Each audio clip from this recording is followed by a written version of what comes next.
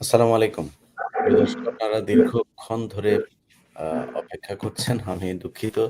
অনেকেই কমেন্ট করছেন তাড়াতাড়ি আসার জন্য। আসলে আমরা আ এই কারিগরি কিছু সমস্যার কারণে ২-১ জনের সাউন্ড নিয়ে সমস্যা হচ্ছিল, যেই কারণে আমরা আসতে একটু দেরি হয়েছে। যাই হোক, গতকাল যেমনটি বলেছিলাম যে আমরা আজকে আ পিলখানার যে হত্যাকাণ্ড, নারকীয় হত্যাকাণ্ড, সেই হত্যাকাণ্ডের যে রিপোর্ট প্রকাশিত হয়েছে স্বাধীন তদন্ত কমিশন, সেটার আ বিভিন্ন অংশ আমরা ধারাবাহিকভাবে প্রচার করতে থাকবো। আজকে মূলত যে বিষয়টা নিয়ে আলোচনা হবে সেটা হলো যে পিলখানা হত্যাকাণ্ডে সেনাবাহিনীর যে দায়, সেটাই। এখানে সেনাবাহিনীর কিছু কর্মকর্তা সরাসরি পরিকল্পনার সাথে সম্পৃক্ত ছিল। তাদের কজন সেই পিডিআর এর মতোই শুধুমাত্র একটা একটা জিম্মি নাটক হবে, আর কজন সরাসরি এই এতগুলো অফিসারকে হত্যা করা হবে সেটা আমরা জানি না। সেটা কমিশনের যে রিপোর্ট, সেই রিপোর্টেও সেটা আ ওইভাবে জানা সম্ভবও না। সেটা প্রকাশ করে সেখানে বলাও হয় নাই। আমরা আপনাদেরকে অ্যা অনুষ্ঠানে আমার সাথে আজকে যারা আছেন একটু পরিচয় করিয়ে নেই। আপনারা সবাই চেনেন।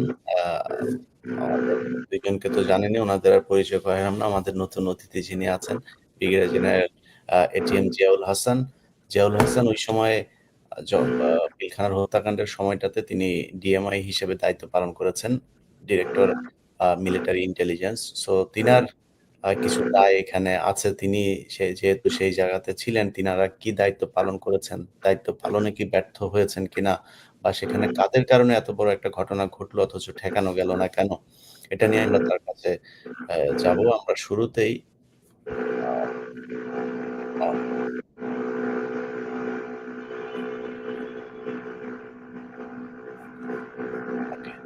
ওকে, আলোচনা করব। মূল বিষয় হচ্ছে যে সেনাবাহিনীর আমরা আমাদের রিপোর্টের বিষয়গুলো শেষ অংশটা যদি আমরা আলোচনা করি, তাহলে যেটা দাঁড়ায় সেটা হলো যে সেনাবাহিনীর আ অফিসাররা তারা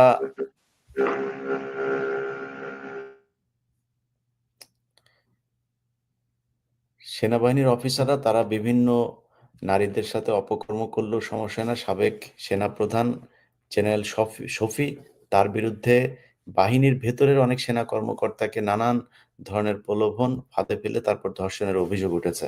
কিছু করা হয়নি। জেনারেল আজিজও দুশ্চরিত্রা ছিল। তার বিরুদ্ধে কোনো ব্যবস্থা নেওয়া হয় নাই। কিন্তু একজন সৈনিক যদি অ্যা গোপনে আরেক মেয়ের সাথে প্রেম করে, সেটাতেও তাদের চাকরি চলে যায়। তো এই একই অবস্থা বিডিআর সৈনিকদের উপরেও চলেছে, যে সৈনিকদের উপরে অ্যা লঘু পাপে গুরুদণ্ড দেয়া হতো, কিন্তু সে অফিসাররা এই লুটপাট, চুরি, বাটপারি এগুলো করেছে। তা আমরা আ শুরুটা আ উম brigadier general ATM Ziaul Hasan, আপনাকে দিয়েই শুরু করি। আপনি ওই সময়টাতে ডিএমআই ছিলেন। আপনাদের সেনা কর্মকর্তাদের বিরুদ্ধে যে এত অভিযোগ, আপনাদেরকে সেই সময় চিরকুট দেওয়া হয়েছে, যে লিফলেটগুলো তখন বিতরণ করা হয়েছিল, যে কি ঘটতে পারে সেটা আগে থেকেই আলোচনা হয়েছে। আপনারা পাল্টা লিফলেট বিতরণ করেছেন।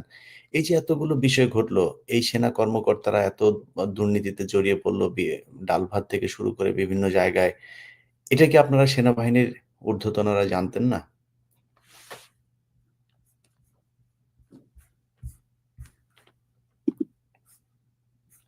আপনার মাইকটা আনমিউট করতে হবে স্যার। রাইট। বিসমিল্লাহির রহমানির রহিম। এবং সকলকে আসসালামু আলাইকুম, এবং এই শোর যারা দর্শক শ্রোতা আছেন তাদেরকে এবং আমার সহ আলোচকদেরকে সালাম দিয়ে এবং হোস্টকে সালাম দিয়ে আমার বক্তব্য শুরু করছি। আমি সেনাবাহিনীর ডাইরেক্টর মিলিটারি ইন্টেলিজেন্স না, ডাইরেক্টর মিলিটারি অপারেশন ছিলাম। এবং আমি একটা কথা মনে রাখতে হবে যে আচ্ছা, ডিএমও ছিলেন। আচ্ছা, জি। ডিএমও, আমি ডিএমও ছিলাম। আর এই যে ১/১১ যে সময়কালটা ছিল, এই সময়কালের আমি প্রথম বছরটা ছিলাম হিল ট্র্যাক্সে ব্রিগেড কমান্ডার। সেখানে আমাদের এই সমস্ত জাতীয় এই সমস্ত যে সমস্ত দুর্নীতি দমন বিষয়ক যে বিষয়গুলি ছিল সেগুলির সাথে আমরা সম্পৃক্ত ছিলাম না। আমরা কমপ্লিটলি হিল ট্র্যাক্সের অপারেশন নিয়ে ব্যস্ত ছিলাম, এবং সেখানকার কোনো ধরনের রাজনৈতিক বিচার আচার বা ধরপাকড় বা জিজ্ঞাসাবাদের সঙ্গে আমি সম্পৃক্ত ছিলাম না। আমার দ্বিতীয় বছরে আমি লন্ডনে একটা ১ বছরের দীর্ঘ একটা প্রশিক্ষণে চলে যাই, এবং সেখান থেকে আমি ফেরত এসেছি ১৫ই ডিসেম্বর। আমাকে জানানো হয়েছিল কোন রকম ছুটি ছাটা ছাড়াই ডাইরেক্টর মিলিটারি অপারেশন হিসেবে যোগ দিতে হবে। সুতরাং আমি সরাসরি এসে যোগ দেওয়ার পরে তখন ইলেকশনের ডিপ্লয়মেন্ট চলছে, মানে ডিপ্লয়মেন্ট অলরেডি হয়ে গেছে, এবং এই 2008-এর যে নির্বাচন হয়েছিল সেই নির্বাচনের প্রস্তুতি চলছে, এবং আমাকে বলা হলো যে আমি এই 15 দিন আমি এই পরিদপ্তরেই থাকবো, তবে দায়িত্ব গ্রহণ করব ইলেকশন শেষ হওয়ার পরে। তো ইলেকশন হওয়ার পরে 28শে ডিসেম্বর দায়িত্ব গ্রহণ করি এবং এরপর পালন করি।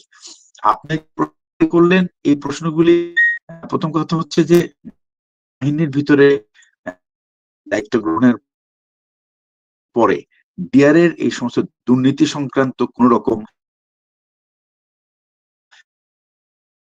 আওতার বাইরে, কারণ একটা স্বরাষ্ট্র মন্ত্রণালয় একটা কমপ্লিটলি বাহিনী, এবং তারা তাদের নিজস্ব প্রশাসন দিয়ে চলে, এবং তাদের সম্পূর্ণ তাদের ভিতরে যে সমস্ত প্রশাসনিক কাজ, গবেষণার কাজ। আচ্ছা, আমার মনে হয় শুনতে একটু সমস্যা হচ্ছে। আপনার নেটের একটু প্রতিরক্ষা মন্ত্রণালয়ের অধীনে কাজ করি এবং বিডিআর স্বরাষ্ট্র মন্ত্রণালয়ের অধীনে কাজ করি, কমপ্লিটলি মন্ত্রণালয় ডিফারেন্ট। সুতরাং ওইখানে আমাদের সাথে কোনো যোগাযোগের কোনো প্রশ্নই আসে না। এইটুকুই আমার বক্তব্য আচ্ছা, এই ব্যাপারে। এরপরে আপনাদের যা হয়েছে যে আমরা পিলখানা হত্যাকাণ্ডের পরে সেনাবাহিনীর অফিসার যারা এটার সাথে সম্পৃক্ত ছিল এবং সেনাবাহিনীর হ্যাঁ, অফিসার যারা এই ঘটনার সাথে বিডিআর এর কারা সম্পৃক্ত ছিল এবং সেনাবাহিনীর কারা সম্পৃক্ত ছিল সেটা নিয়ে যারা বিচার করতে চেয়েছে, তদন্ত করতে চেয়েছে, তাদের মধ্যে একজন আছেন আমাদের এখানে ব্রিগেডিয়ার হাসান নাসের। এই ধরনের অফিসারদেরকেও তখন নানানভাবে বাধা দেওয়া হয়েছে, তাদেরকে টর্চার করা হয়েছে, তাদেরকে উল্টো শাস্তি দেওয়া হয়েছে। মানে এই জিনিসগুলো তো নিশ্চয়ই আপনারা শুনেছেন বা আপনাদের ঊর্ধ্বতন অফিসাররা শুনেছেন। আমি হ্যাঁ, আপনাকে কোনো এখানে আমি বলি প্রতিপক্ষ হিসেবে আপনাকে, দাঁড় সেটা করাতে হচ্ছে যে চাচ্ছি না। আমি আপনাকে বলছি যে অ্যাজ এ হোল সেনাবাহিনীর একজন কর্মকর্তা হিসেবে যে এটা আপনারা মানে করেন নাই কেন? বা এই যে বিচারটা করা দরকার ছিল, সেখানে শুধুমাত্র বিডিআর এর লোকজনকে ধরে এনে নিরীহ সবাইকে যারা বিভিন্ন ঢাকার বাইরের বিভিন্ন ক্যাম্পে ছিল তাদেরকে ধরে এনে আপনারা যাবজ্জীবন ফাঁসি-টাসি দিয়ে এই যে ১৬ টা বছর জেল খাটালেন। সেনাবাহিনীর অফিসারদের ব্যাপারে সে ব্যবস্থাটা কেন নিলেন না? হ্যাঁ, এখানে আপনি একটা জিনিস খেয়াল রাখতে হবে যে এই যে বিচার প্রক্রিয়াটা, এটা ছিল সরকারের ব্যবস্থাপনা। এখানে একটা স্পেশাল কোর্ট স্টাবলিশ করা হয়েছিল, এবং বিচারের যে সমস্ত প্রস্তুতি এবং আইনগত বিষয়গুলি তাদের আয়ত্তাধীন ছিল, এবং সেনাবাহিনীর অ্যাকচুয়ালি এর মধ্যে কোনো নিয়ন্ত্রণ ছিল না। এবং এই দুটো তদন্ত দল হয়েছে, তদন্ত কাজ পরিচালনা হয়েছিল। একটা হচ্ছে যে লেফটেন্যান্ট জেনারেল জাহাঙ্গীরের তত্ত্বাবধানে, যেটাতে এই তদন্ত আদালতটা ছিল সেনাবাহিনীর দ্বারা গঠিত, এবং এই তদন্তের টার্মস অফ রেফারেন্স আমার জানা নাই, কারণ আমি ছিলাম একজন সাক্ষী সেখানে।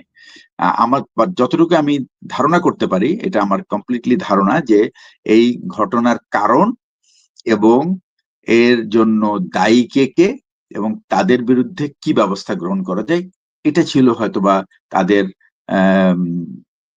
উদ্ঘাটনের বিষয়।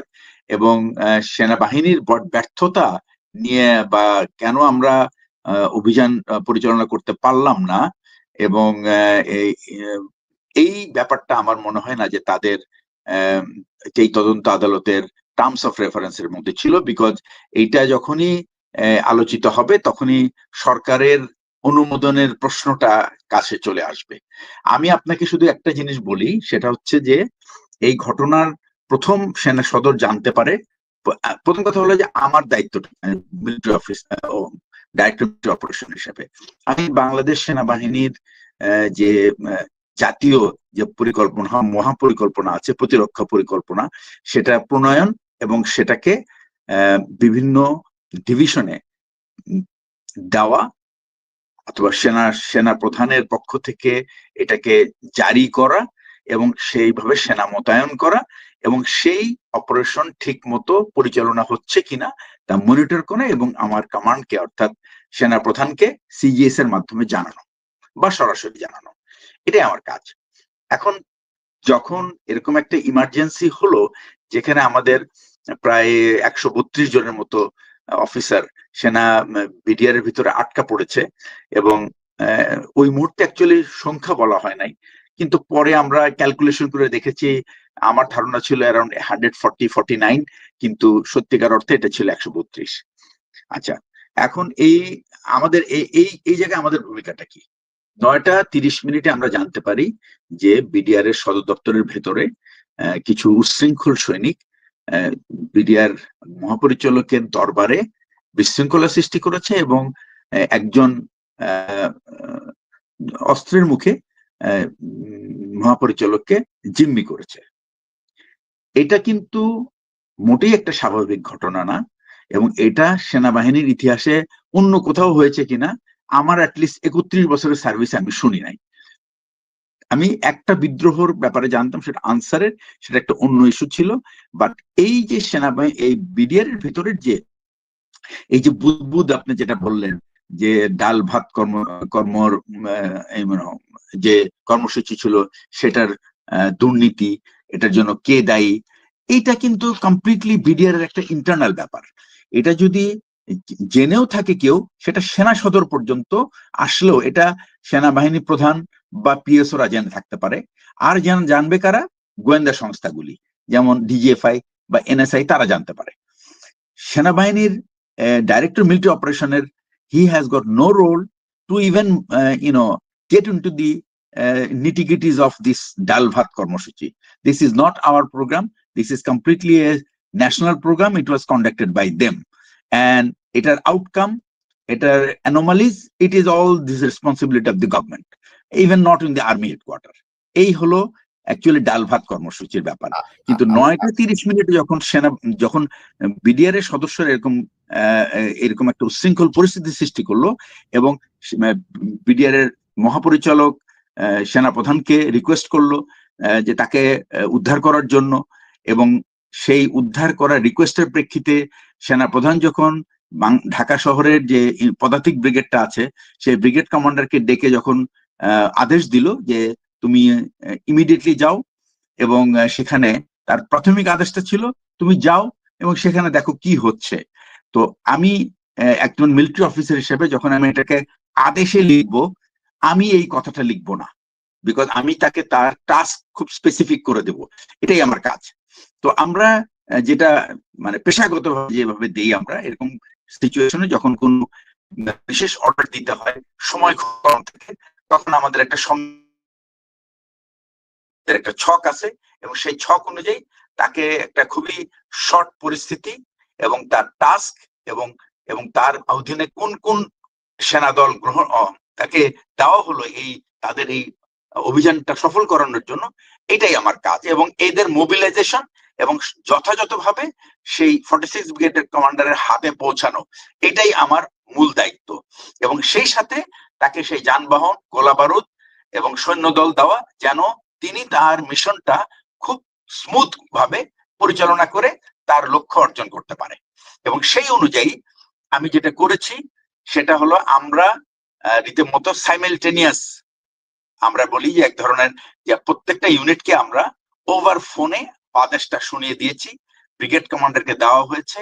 ব্রিগেড কমান্ডার নিজের অপারেশনাল স্টাফ সাথে করে নিয়ে গেছেন, যেন সেখানে যদি ফার্দার অর্ডার দিতে হয় তাহলে আমি একটু পরিষ্কার করি স্যার, আপনাকে আমি মানে কি ঠিক মতো হয়েছে, যা আপনারা ঠিক মতো করেছেন তা তো করেছেন, কিছু ঠিক মতো হয় নাই, মানে সে ঠিক মতো হয় নাই কি কারণে এটা হলো। আমি আপনাকে কিন্তু মানে ব্যক্তিগতভাবে যে আপনি ডিএমও হিসাবে আপনাকে কোনো দায়িত্ব আছে, আমি সেটা হিসাব করি না।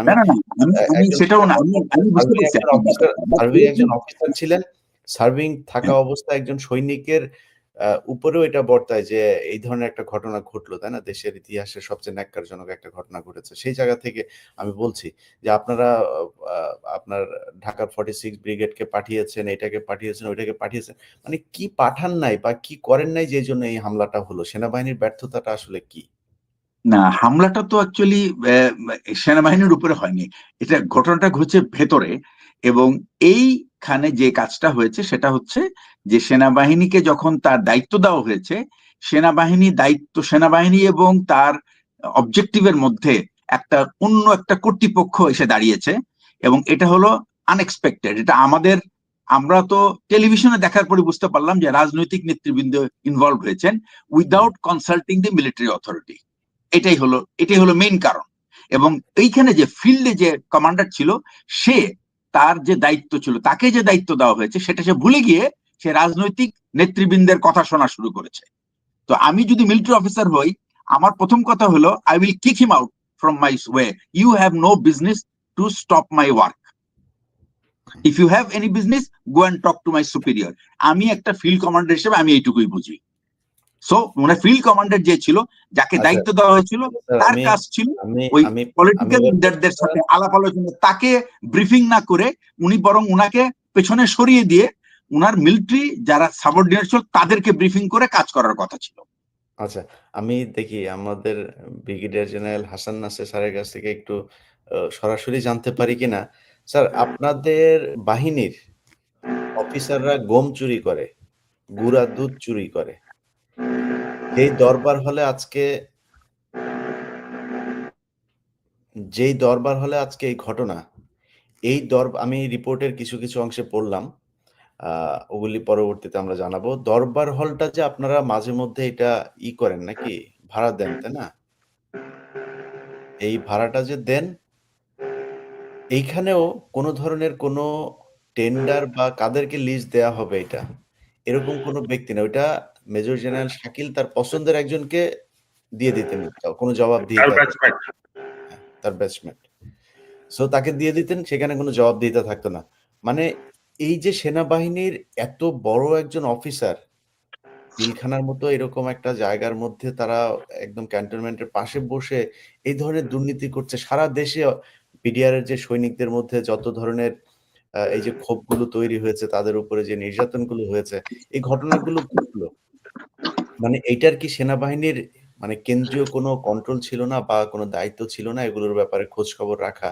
যেটা উনি বললেন যে ডিএমওর একটা কাজ এই ডিপার্টমেন্টের। আসলে সেনাবাহিনীর অ্যাজ এ হোল কাজটা কি? মানে তারা তো কোনো না কোনো একটা জায়গায়, সেটা মিলিটারি ইন্টেলিজেন্স হোক, সেটা আ আপনার প্রধান সেনাপ্রধানের কার্যালয় হোক, যেখানেই হোক, কোনো না কোনো একটা জায়গাতে তো নিশ্চয়ই এটার তদারকি করা হয় যে সেনাবাহিনীর আমার অফিসাররা ঠিকমতো চলছে কিনা, কোথায় কাকে দেওয়া হচ্ছে কি, এটা কে করে বা এটা করা হয় নাই কেন? বা এই যে এত মানে মহা চুরির সাথে সেনাবাহিনী জড়ায় গেল, এই দায়টা কার?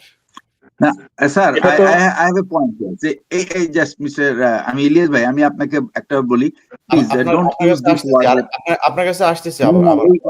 তার আগে আমি একটু বলি, প্লিজ এই ওয়ার্ডটা ইউজ করা যে সেনাবাহিনীর অফিসারের চুরি, এই ফরগেট, মানে just don't do this kind of word use.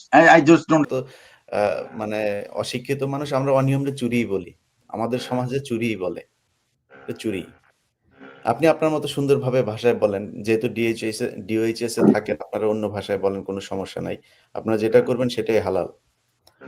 BDR এর পিলখানায় আপনারা আ করেছেন। বিডিআর এর সদস্যরা যেই মিটিং এ ছিল, সেই মিটিং এ আর্মির সদস্যরা ছিল। সেই আর্মির সদস্যদের মিটিং গুলোতে আর্মিরা যে ছিল, সেখানে আর্মিকে আটক করা হয় নাই। আর্মি ১৬ বছর জেল খাটে নাই। ১৬ বছর বিডিআর জেল খেটেছে। আপনাদের সুন্দর করে কথা বলতে পারেন আপনারা, সেটা বলেন, কোনো সমস্যা নাই। কিন্তু আমাদের সমাজে এই আটাচোর বলে এটাকে। এই যে পিলখানার বিডিআর এর যেই আ ডাল ভাতের যেই অপারেশন, এটারে আমরা আটাচোর বলি। সো আমরা আটাচোর হিসাবেই বলছি। আপনি আপনার মতো বলেন, কোনো সমস্যা নাই। হাসান নাসের। জি, ধন্যবাদ আমাকে আমন্ত্রণ জানানোর জন্য।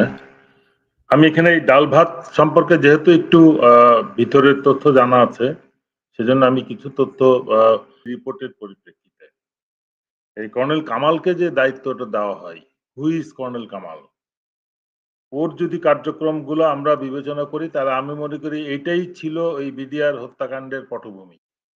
এই বিডিআর কে ডিসক্রেডিট করা, ডাল ভাতের মাধ্যমে যে কাজটা হয়, পরিকল্পিতভাবে যেটা এসছে কর্নেল মুজিব এবং জেনারেল শাকিলের সাথে মিলে কামাল যেটা করেছে, কামালের একটা লিঙ্ক আছে যেটাকে আমরা এখন জেনারেল ফজলু যেটা প্রকাশ করেছেন, ভারতের লিঙ্ক।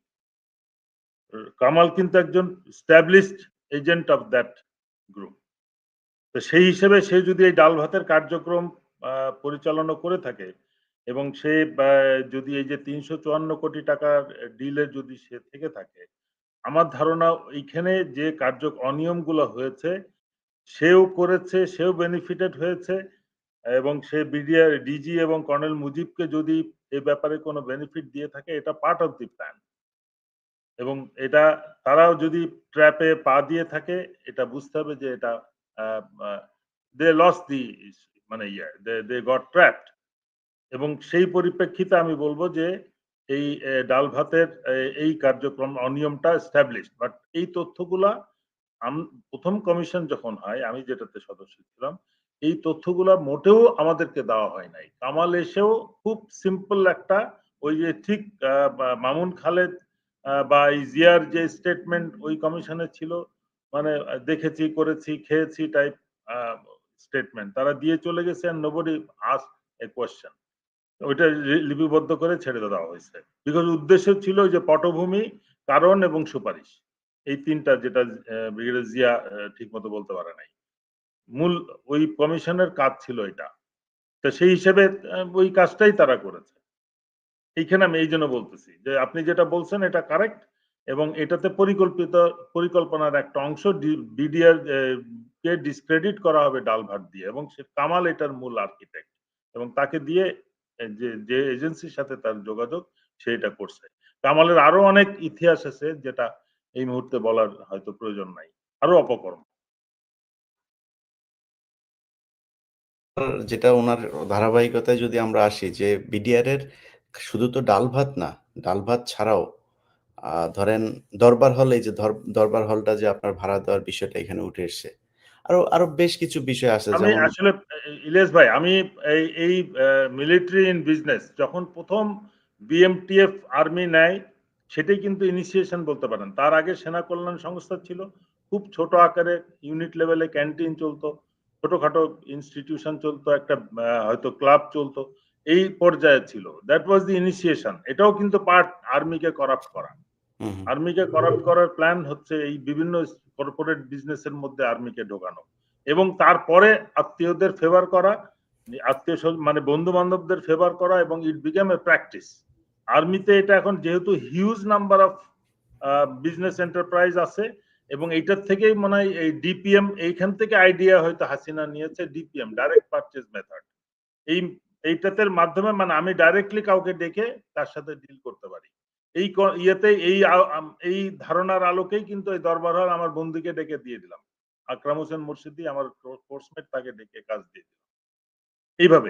এইভাবে অনিয়মগুলো হয়েছে, এবং আর্মিতে এটা হিসাব করলে হাজার হাজার, কত হাজার লক্ষ হবে আপনি বলতে পারবেন না। এটাই হচ্ছে সবখানে, এবং এই জন্যই আর্মিকে বা সশস্ত্র বাহিনী বা বিডিআর বা যে কোনো শৃঙ্খলা বাহিনী, যারা 100% পেইড আউট অফ পাবলিক মানি, সরকারের বা জনগণের করের টাকায় যে সমস্ত বাহিনী তাদের নিরাপত্তা, দেশের স্বাধীনতা সার্বভৌমত্বের জন্য যাদেরকে নিয়োজিত করা হয়েছে, তাদের কোন রকম নিজস্ব আয়ের কোনো সুযোগ থাকার কারণ নাই, প্রয়োজন নাই। তারা দরকার হলে সরকার থেকে আরো ফান্ড নিবে, যা লাগে নিবে, কিন্তু এই যে ডাইনে বায়ে সামনে পিছন থেকে ফান্ড অ্যারেঞ্জ করার যে সিস্টেম, এটাই বাহিনীকে কলুষিত করছে। সুতরাং এই বিডিআর এ যেটা হয়েছে, ভবিষ্যতে সেনাবাহিনী বা বিমান বাহিনী, নৌবাহিনী, বিমান বাহিনীতে যেন না হয়, সেটার জন্য আমাদেরকে এখনই সতর্ক থাকতে হবে। স্যার কি একটা পয়েন্ট আছে, আমি জাস্ট একটু ইলিয়াসের সাথে আমি কথা বলছি, let him talk to me please. আচ্ছা বলেন ইলিয়াস ভাই, বলেন। আমি বলছি যে কথাটা ওনার কাছ থেকে শুনছিলাম, মানে কি হচ্ছে কি আপনি বলছেন যে মানে এই আর্মির ভেতরে বিজনেস ঢুকিয়ে, তা ওই হাসান নাসির স্যার, আমরা শহীদ মিনারে বসে চিল্লাচিল্লি করে এই জেনারেলকে আমরা নিয়োগ দিচ্ছি, কি দিতে হবে, তাকে দিতে রাজি না, অনেক কষ্ট করে। অ্যাটলিস্ট আমি সেলুট জেনারেল ফজলু কে, উনি অ্যাটলিস্ট কমিশন করে বলতে পারছেন যে ভারত জড়িত আর সেনাবাহিনীর কিছু অফিসার অনিয়ম, অনেক অফিসারের অনিয়ম যে নামগুলি দেওয়া হয়েছে। এই যে কর্নেল কামাল সম্বন্ধে বলি, সে সম্পূর্ণ রয়্যাল এজেন্ট, স্যার পরিচয় করে নাই, পরিষ্কার রয়্যাল এজেন্ট। স্যার এই ইনভলভমেন্ট হলো শুরু থেকে পরিকল্পিত। না আমি এটা বলছি তো, জেনারেল ফজলু যার কথা বলছে, যে দেশের কথা বলছে, তার ওই এজেন্সিরই তো এজেন্ট সে। না, এইখানে এই কামাল স্যারই সব করা, এই ইন্টেলিজেন্সের কাজ, সৈনিকদের খেপানো, টাকা পয়সা 2 নম্বরই করা। সুতরাং আপনাকে পরিষ্কার হইতে হবে, এদেরকে ছাড় দেওয়ার কোনো অবকাশ নাই। তারপরে মনে করেন জেনারেল এই যে হাকিম, জেনারেল হাকিম ফরেস্ট ব্রিগেড কোন স্যারকে আমি বারে বলতে জায়গা মতো আসেন, ডাইনে বামে ঘুরাইলে হবে না তো। ওইখানে হাকিম স্যার গেছে, হাকিম স্যার ব্রিগেড কমান্ডার, কিন্তু সে তার কথা, সে আদেশ পালন করে নাই। সে আদেশ শুনছে জেনারেল ওয়াকারের, সে তো ব্রিগেডিয়ার, সে কেন মেজরের কথা শুনছে? হোয়াই? সে বলতেই পারে আত্মীয়, স্যার যায়েন না, সে তো তার শোনা উচিত না? দায়িত্ব জেনারেল হাকিমের, হাকিম আদেশ পালন করে নাই। ওইদিকে রেজানুর আর এদিকে হাকিম স্যার। হাকিম স্যারকে আমি জিজ্ঞেস করছি, স্যার কেন যান নাই? উনি পরিষ্কার বলছেন জেনারেল ওয়াকার আমাকে ঢুকতে মানা করছে, আপা দায়িত্ব, আপা যাইতে মানা করছে, এমন মোবাইলে শোনাচ্ছে ওনারে, উনি যান নাই।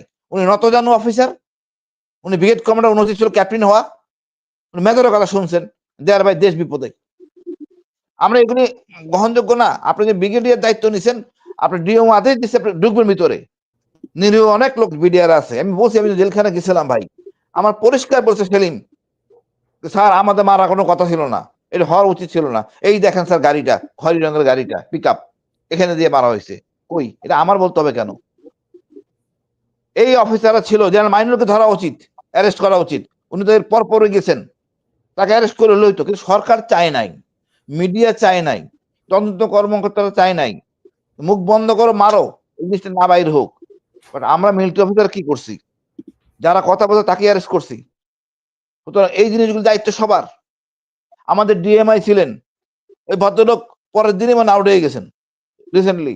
ওই দিন আমি পার্টিকুলারলি, যে ডিএম, আমাদের ডিএম হতো সিজিএস, সিনা ইবনে জামালি, উনি আমার কমান্ডার, আমি উনাকে সরাসরি সকালবেলা রিং করছি ঘটনা ঘটার পর, স্যার আসবো কিনা, কোনো সমস্যা আছে কিনা? না না, সব ঠিক হয়ে যাবে, আসতে হবে না।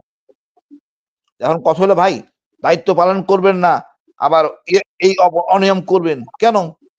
টাকা পয়সা জেনারেলকে জড়াইতে হবে কেন? আপনার বহু অনিয়ম হয়েছে, বহু অনিয়ম হয়েছে।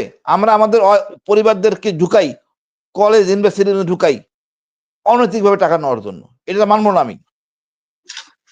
আমি মনে করি, আমি কেউ বলবো, অফিসার বলবে না, সৈনিক তো ঠিকই বলবে। বিডিআর স্কুলের দায়িত্ব ছিলেন না ম্যাডাম, কেন ঢুকাইছেন? সেনাবাহিনী জানে না উচিত না, এই জিনিসটা করা উচিত না? প্রত্যেকটা স্কুল থেকে, মানে আমি এইসব জিনিস আমাদের জিনিস বলতে চাই না, আমাদের সংস্কার হওয়া উচিত। যেখানে আর্থিক সুবিধা আছে এখান থেকে সব অফিসারে সরে আসা উচিত। যে বেতন ভাতা দেয় এটাই থাকবেন, এটা থাকবেন না। লজ্জার কথা, অনেক কিছু শোনা যায়, কেন আমি এটা শুনবো? আমার নিজের লজ্জা লাগে। সেই দিন দায়িত্ব পালন করেন নাই, অনেক অফিসার গেছে, এখন তো স্যার সবাই আনা, সবকে ধরা হচ্ছে। আমি দেখে আসি এক জায়গায় মামুন খালকে ধরা হয়েছে বেজ্জুতি, মানে এরকম অবস্থা। আমার স্যার বলতেছে পাগল হয়ে গেছে আর কি। আমার লজ্জা লাগতেছিল, এই জেনারেলরা এমন ভাবে ধমক খাইতেছে, আল্লাহর বিচার। গতকালকে, ওনারা ভুলে গেছে পরশুদিন, ওইটা আর বলেন না। মানে কি বলবো, মানে মহান আল্লাহ বিচার করে। আমি দেখছি, আমি তো মজা পাইতেছি, আমি তো নিপীড়িত ছিল। আপনারা 2 বার গুম করছেন, জেনারেল ছিলেন না, আমাদের 2nd টাইম গুম করাইলো। আজমি স্যার গুম ছিল, সেনাবাহিনী জানতেন না জেনারেলরা যারা সে কথা বলতেছেন? ওয়াই এদেরকে এখনো আরামে রাখছেন কেন? আমি কি মানুষ ছিলাম না? না দেশের দ্রোহী ছিলাম? হাসিনা দ্রোহী থাকতে পারি আমি, বাট আমি দেশের দ্রোহী না। আমি তো চোর ছিলাম না, আজমি স্যারও চোর ছিল না। আপনারা কি করছেন? এই সেনাবাহিনীর কথা বলে ভয় করে, এখনো লোক আতঙ্কে থাকে। ওই যে 111 আসলো, এগুলি থেকে বেরিয়ে আসতে হবে। আমার পেশাগত দায়িত্ব আমি থাকবো। আবার আসি আপনার কাছে, তার আগে brigadier general ATM Ziaul Hasan, আপনার কাছে আসি আরেকবার স্যার। আপনি যদি আমাকে অ্যালাউ করেন তাহলে আপনার সাথে আর্গুও করবো, আদারওয়াইজ ফ্রেন্ডলি শেষ করে দেব। কিছু আর্গুও হইলে এটাতে মানুষের আর্গুমেন্ট তো অবশ্যই করবেন, কেন করবেন না? মানে যতক্ষণ শোনেন, যতক্ষণ পর্যন্ত ফ্যাক্টস না বাইর হয়, you want to know the facts, you have to, this is an professional argument. এটার মধ্যে তো খারাপ লাগার কিছু নাই, but language is very important. Personal attack. এখন বিষয় হচ্ছে যে আমি ধরেন এই আপনাকে যদি কোশ্চেন করি যে বাংলাদেশে, এক কথায় যদি বাংলাদেশের একজন নাগরিককে জিজ্ঞেস করি যে কোন মেডিকেল নিয়ে সবচাইতে বেশি আমরা দুর্নীতি, চুরি, অনিয়মের খবর শুনি, এটা আপনি নাম বলতে পারবেন? আপনারা যদি জিজ্ঞেস করি, আপনি বলেন তো এরকম একটা হসপিটালের নাম। না, আমার I have no knowledge on this. Dhaka medical, মানুষ এটাই উত্তর দিবে, ঢাকা মেডিকেল। এখানেই সবচাইতে বেশি এগুলো চলে। ওষুধ পায় না মানুষ, এই সমস্যা, ওই সমস্যা, অভিযোগ আছেই। আচ্ছা এটা ধরেন একটা। আপনি বাংলাদেশের ওষুধ প্রশাসন অধিদপ্তর, এটার ডিজি কে? আপনাদের একজন ব্রিগেডিয়ার জেনারেল। আচ্ছা, আপনার বিডিআর এর যে এত সারা দেশে যে এত ইয়াবা, ফেনসিডিল এত কিছু ঢোকে তো তাই না স্যার? এটা তো সত্যি কথা তাই না? না হলে আমরা এত ইয়াবা, ফেনসিডিল পাই কোত্থেকে? আমার বাড়ি একদম সীমান্তে। আমি চুয়াডাঙ্গার একদম সীমান্তে বড় হয়েছি। আমি দেখেছি যে প্রতিদিন চিনি, লবণ, তারপরে এই ফেনসিডিল তো আমাদের এখানে ধরেন মানে আমি যখন ছোট ছিলাম ওই সময়টাতে আমরা দেখেছি যে মানুষ ওই অনেকটা ধরেন মুদির দোকানেও কিনতে পায়। এটা কোনো ব্যাপারই না ওইখানে। তো এই যে আপনাদের এটার কমান্ডিং অফিসার কারা? সেই সেনাবাহিনী। আচ্ছা আমরা সেগুলি যদি বাদও দেই, আজকে যে বিষয়টা নিয়ে আমরা কথা বলছি যে পিলখানার হত্যাকাণ্ডের কথা। পিলখানার হত্যাকাণ্ডে এই যে কর্নেল মুজিব যেটা বিভিন্ন সময় আমরা শুনেছি যে উনি একজনের কথা বললেন রেজা নূর, যে কিনা র‍্যাবের রেজা নূর এডিজি। আরেকজন হচ্ছে শামস, লেফটেন্যান্ট কর্নেল শামস, আপনাদের 13 বোধহয় ব্যাটালিয়নের বোধহয় জি। তো ওই ব্যাটালিয়নের সিও ছিল। এখন এই যে সবগুলো জায়গাতে স্যার আর্মির নামগুলো আসলো, যেটা হাসান নাসের স্যার বললেন যে আপনারা বিভিন্ন জায়গায় এই ব্যবসায় যতক্ষণ জড়িয়ে যাচ্ছেন, মানে পৃথিবীর বিভিন্ন দেশে সেনাবাহিনীকে কেন এই সিভিল থেকে আলাদা রাখা হয়? তারা তো বাংলাদেশেরই মানুষ। মানে পুলিশ বাংলাদেশেরই মানুষ, সেনাবাহিনীরও বাংলাদেশের মানুষ। কেন আলাদা তারা? আলাদা একটাই কারণ, তাদেরকে সেপারেট রাখা হয়। একটা নির্দিষ্ট জায়গায় রাখা হয়, নির্দিষ্ট কাজের বাইরে অন্য কোথাও ব্যবহার করা হয় না। আমাদের রক্ত তো সব এক। পুলিশ পাবলিক ফাংশনে জড়ায় বলেই তারা আস্তে, আস্তে করাপ্টেড হয়ে যায়। এটা মানুষের মানে হিউম্যান একটা তা আপনি সেনাবাহিনী যখন এভাবে জড়াইতে থাকবে, তারাও করাপশনের সাথে জড়িত হবে। এইটা বন্ধ করার জন্য আপনি একজন সেনা কর্মকর্তা হিসেবে মনে করেন কিনা যে আমরা সম্মানিত চোর বলি বা অন্য কোনো ওয়ার্ডই বলি, যেটাই বলি, আপনি মনে করেন কিনা যে সেনাবাহিনী এইসব কারণে বিভিন্ন ধরনের অনিয়মের সাথে জড়িয়ে যাচ্ছে এবং সেটা বন্ধ হওয়া উচিত? আচ্ছা, প্রথম কথা হচ্ছে যে আমি সেনাবাহিনীর যে কোনো ব্যবসায় ঘোর বিরোধী। সেনাবাহিনী has got no business to go for earning money. যেমন আমি প্রথম থেকে আসি, সেনাবাহিনীর প্রত্যেকটা ইউনিটে একটা ক্যান্টিনের প্রভিশন আছে। এই canteen is only for soldiers need, just যা প্রয়োজন শুধু সেইটুকু। এই ক্যান্টিন হয়ে গেছে এখন বিভিন্ন রকম জিনিসপত্র, কোনো কোনো ইউনিট এটাকে রেস্টুরেন্ট বানায় ফেলছে। সেনাবাহিনীর প্রত্যেকটা সৈনিক 3 বেলা খাবার সরকার দেয়, তাদের স্ন্যাক্স সরকার দেয়, তাদের তাদের বিকালে চা দেয় এবং রাত্রে খাবার, দ্যাটস ইট। একটা মানুষের জন্য যেটুকু দরকার সব দেয়। সেনাবাহিনীর প্রশিক্ষণের জন্য বাৎসরিক টাকা বরাদ্দ করা হয়। সেনাবাহিনীর এমনি প্রশাসনিক যে সমস্ত খরচ আছে, এটা সেনাবাহিনীর যে অর্থ বরাদ্দ হয় এর মধ্যে যথেষ্ট। আমি একটা ব্রিগেড কমান্ডার হিসেবে আমার ব্রিগেডের 5,000 টাকা ছিল, 5,000 টাকা দেওয়ার ক্ষমতা ছিল না প্রাইভেট ফান্ডে, এবং আমি দেখলাম যে আমি ভালোই চলছিলাম, আমার কিচ্ছু দরকার ছিল না। তারপরেও এখন সেনাবাহিনীর এমন একটা পরিস্থিতি হয়ে গেছে, আমি আপনাকে এর আগে যে জন্য ব্রিগেডিয়ার জেনারেল হাসান নাসির আমাকে একটু স্টপ করে দিলেন, বাট আমি যে কথাটা বলতে চেয়েছিলাম যে ইন্দোনেশিয়াতে এই সমস্ত সেনাবাহিনী ইনভলভ ছিল বিজনেসে। সুহার্তো চলে যাওয়ার পরে যখন ইন্দোনেশিয়াতে গণতান্ত্রিক পরিবেশ ফিরে আসলো এবং সারা বিশ্ব থেকে তখন তাদের অর্থনৈতিক সংকটের কারণে তাদেরকে বলা হলো যে তাদের এই অর্থনৈতিক সংকট দূরকরণের জন্য অর্থ দেওয়া হবে উইথ ওয়ান কন্ডিশন। একটা কমিশন করে সেনাবাহিনীর তত্ত্বাবধানে যত ব্যবসা প্রতিষ্ঠান আছে সবগুলির অডিট করে একটা কমিশনের কাছে সমস্ত ব্যবসা প্রতিষ্ঠান হ্যান্ড ওভার করে দিতে হবে, এবং সরকার সিদ্ধান্ত নিবে এই ব্যবসা প্রতিষ্ঠানগুলি কেমন কে চালাবে। ওই শর্তে সেনাবাহিনী ব্যবসা থেকে বেরিয়ে আসলো। একটা সেনাবাহিনীকে যদি তার পেশাগত কাজে ইনভলভ থাকতে হয়, তাকে একমাত্র পেশাগত কাজ, আর কোনো কাজে ইনভলভ করা তার জন্য অনুচিত। এর পাশাপাশি আরো একটা কথা বলি, আমি ইদানিং প্রায়ই সরকারের যে কোনো জায়গায় প্রয়োজন হলে রাস্তা বানাও, রাস্তা ঝাড়ু দাও, ট্রাফিক করো, এগুলি সব কাজ সেনাবাহিনী। দিস সেনাবাহিনী is not for this job. এগুলির প্রত্যেকটার জন্য মানুষ তাদেরকে নিয়োগ করা আছে, নিয়োজিত করা আছে, তাদেরকে ব্যবহার করা হচ্ছে। যখনই সেনাবাহিনী এই কাজগুলি করে তখন কিন্তু তাদের আর কোনো কাজ থাকে না, তারা তাদের করাপশন চালাতে থাকে। আর সেনাবাহিনীর যখন যে কাজ, অরিজিনাল কাজ, সেই কাজটা কে করে দিবে? তার সেই কি ওই মিউনিসিপ্যালিটি ক্লিনাররা কি ওই কাজটা করতে পারবে? পুলিশ কি, পুলিশের ট্রাফিক কি কাজটা করতে পারবে? They can't do it. এই ব্যাপারটাই সেনাবাহিনীর উচ্চ পদস্থ সবচেয়ে সর্বোচ্চ office does not understand. That's why we are having this trouble. এবং এইটা এখন প্রত্যেকটা অফিসারের রন্ধ্রে রন্ধ্রে ঢুকে গেছে। আপনি দেখেন আমার ব্যাটালিয়নের ওয়াইসি কে আমি কখনো ক্যান্টিনের প্রফিটের উপরে আমি তাকে জাজমেন্ট করতাম না। আমি তাকে জাজমেন্ট করতাম সেই ট্রেনিং প্ল্যান কেমন, কত কত ভালোভাবে করেছে সেটা দেখার জন্য। তো এটা যদি আপনার এই প্রফেশনালিজম যদি ফেরত না আসে, this army will have this corruption will continue and we will be losing আমি যে কথাটা বলি, আমাদেরকে অপরচুনিটি বন্ধ করে দিতে হবে। যদি অপরচুনিটি বন্ধ না করি করাপশন হবেই। তো অপরচুনিটি বন্ধ করার একটাই উপায়, সেটা হচ্ছে concentrate on your primary job, no other job.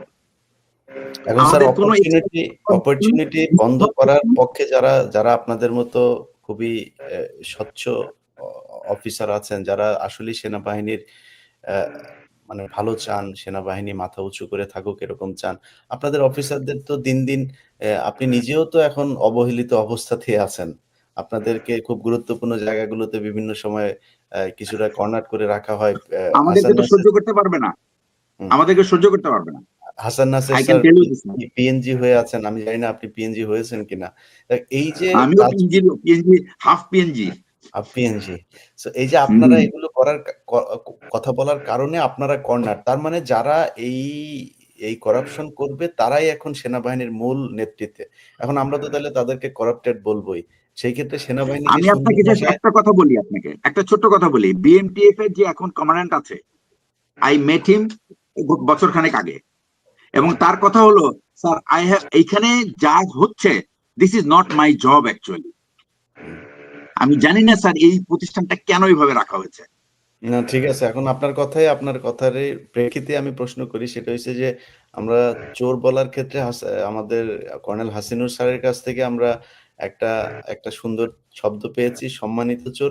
সেই ক্ষেত্রে দুর্নীতিবাজ বলার ক্ষেত্রে আমরা কি ব্যবহার করবো, একটা বিশেষণ যুক্ত করে আপনি দুর্নীতি বলেন, বাট আমি আপনাকে বলি, সেটা হচ্ছে আপনাকে প্রুফ করে বলতে হবে দুর্নীতি। You can't just tell me যে আপনি অফিসার, সব অফিসার চোর। আমি ওই অফিসার এই কথা আমি বলেন, এখানে হাসান নাসের বলেন, হাসিনুর স্যার বলেন, যারাই আছেন এখানে। আচ্ছা, আরেকটা কথা বলি, শুনেন, আমি আপনাকে একটা কথা বলি, সেটা হলো, আমি জানি স্যার এগ্রি করবে, হাসিনও এগ্রি করবে।